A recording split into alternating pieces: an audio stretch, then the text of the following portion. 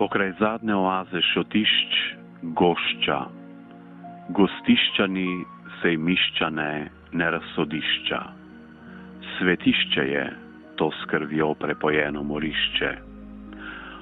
O ljubi Bog, menda pravični, čemu ta poblaznela morija, ko jarki, reke, celomogočna razburkana vodovja, so tjake v širjave širnega morja valila, splakovala so vodo obarvano v rdeče.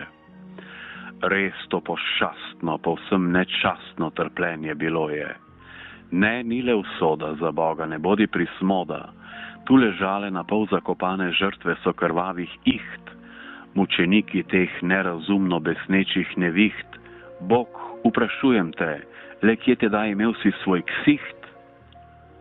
Dobrodušno varljiv in pomirjujoč obraz, kam si ga skril v burah neznosnih, ko je čalo življenje totno okrog je v obupu grozotnem, kričali v priprošnjah zamolklih so k tebi, usvita jutranga urah prezgodnih.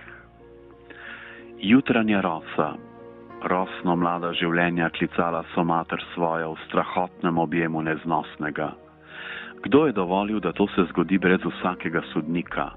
Ta ponor morjenja stihijo, kdo je naročil, svojo hrbtenico usločil, črna roka zločina, goloroki, bosonogi in dvi smrti žejni in lačni trinogi. Kdo je to zmogel človeka nedolžnega do smrti pobiti?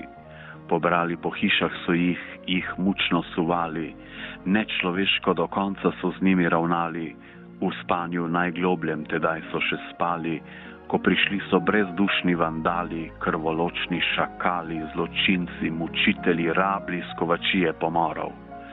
Le koliko bilo vmes je od hudega le storjenih samomorov. Saj tu se človeška in nrav vsej svoje ostudnosti skazala. Petra Skalarja, Fraklja, njegovih blaznenje, to dnevi bili so za kaj malo hrepenenja, po čim prejšnjem spokoju večnem koprnenje. Mir, ljubezen do brata, svaka in svata, le 2 koraka že strel in najlepša roža se spremenila je v plevel.